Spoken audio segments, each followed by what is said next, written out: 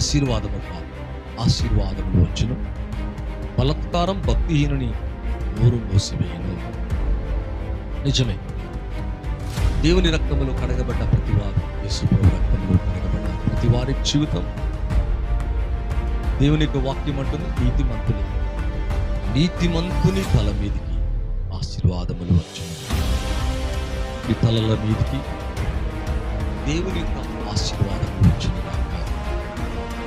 ఎప్పుడైతే మనం ప్రభుని కలిగి ఉంటామో మన జీవితంలో మన తలల మీదికి, ఇక్కడ చూస్తే నీతిమంతుని తలల మీదికి, నీతిమంతులుగా మార్చబడ్డ వారి మీదికి ఆశీర్వాదములు వచ్చును.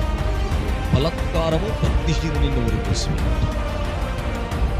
ఈ లైవ్ చూస్తున్న మీ అందరి జీవితంలో తలలపై దేవుని ఆశీర్వాదం